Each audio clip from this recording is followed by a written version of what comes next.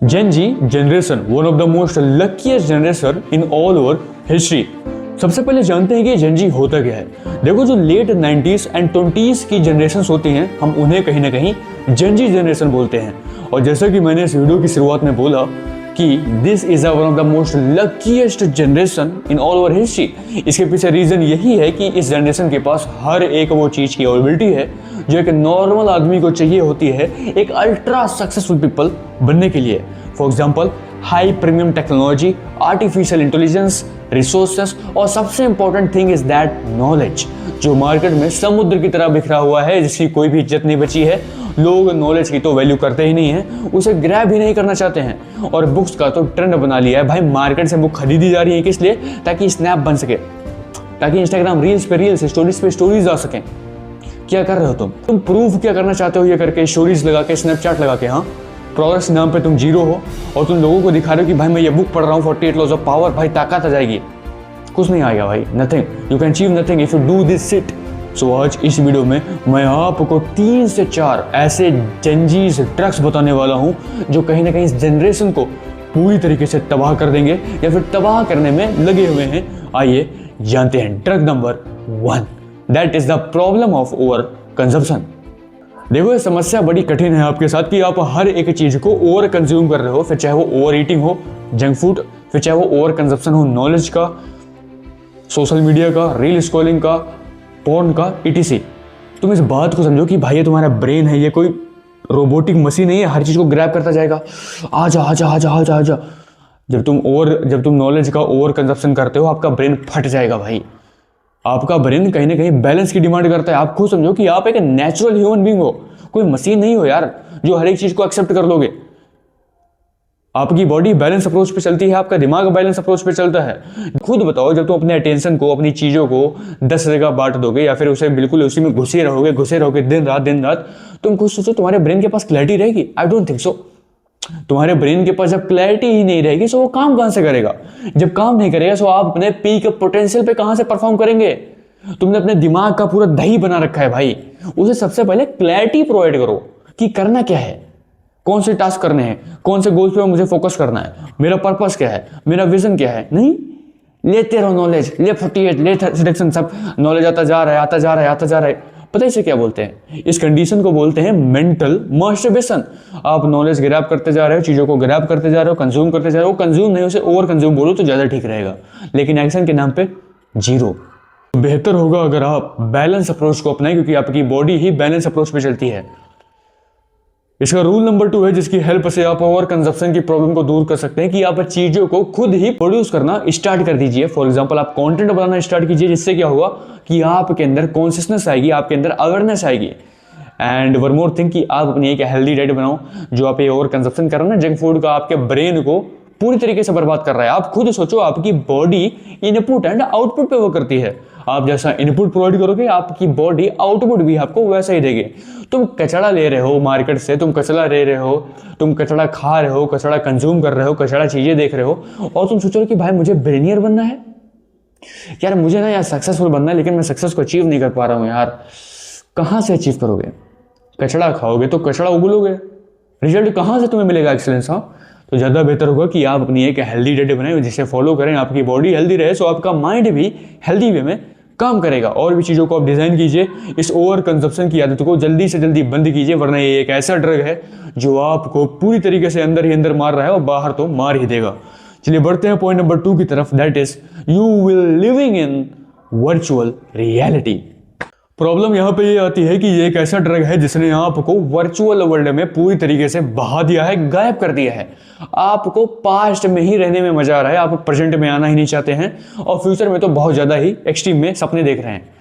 देखो, एक मैन तभी सक्सेसफुल बनता है, एक मैन तभी अपने उस मुकाम तक पहुंचता है जो उसने पर्पस देखा है, जो उसने ड्रीम देखा है, जो अपना विजन बनाया है, वो तभी वहां तक पहुंचेगा जब वो प्रेजेंट में रहेगा।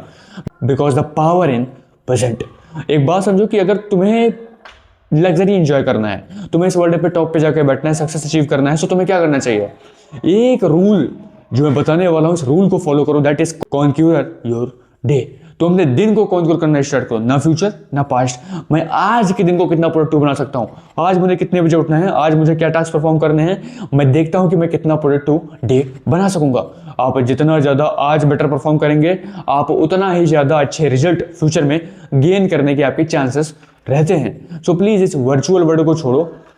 होता क्या है ना कि सोशल मीडिया ने एल्गोरिदम को इस तरीके से डिजाइन कर रखा है कि आपका ब्रेन पूरी तरीके से हाईजैक हो चुका है, आपका डोपामीन सिस्टम की पकौड़ियां तरी जा चुकी हैं। कब तक करते रहोगे? कितनी बड़ी लाइफ है तुम्हारी। मुझे यार ये सोच के दुख होता है ना कि एज अ ह्यूमन अगर आप अपने पीक पोटेंशियल पे नहीं परफॉर्म कर पा रहे हैं तो आपको शर्म आनी चाहिए। थूक दो अपने ऊपर भाई, इतना पानी लो उसमें डूब जाओ, मर जाओ उसी में। शर्म करो यार, तुम्हारे पास 2 हाथ हैं, तुम्हारे पास सबसे बड़ा रिसोर्स है ये mind. This is the biggest strength of an human being. Cristiano Ronaldo की कभी ये पॉडकास्ट देखी है? नहीं देखी होगी। रील स्क्रॉल करने से, फालतू की बकवास कंज्यूम करने से, एमएमएस देखने से मौका मिले तब तो। वो बोल रहा है कि my biggest strength is my mind. He says I'm the best in my eyes no matter what. Who can doing better than me? उसकी मेंटालिटी ये रहती है कि मेरी सबसे बड़ी स्ट्रेंथ है मेरा माइंड। वो अपने आप से सेल्फ टॉक करता है, वो भी पॉजिटिव सेल्फ टॉक। आप क्या करते हो? यार देखता हूँ यार कौन सी एमएमएस लिखी हुई है, देख के आता हूँ कौन सी एमएमएस लिखी हुई है यार। अबे भाई यार वो रील भेजो यार मेरे पे, मुझे देखने का मन कर रहा है। आप क्या कंज्यूम कर रहे हो? आप क्या चीजों को देख रहे हो अपने आसपास? बकवास। रिजल्ट भी कैसे मिलेंगे तुम्हें? बकवास।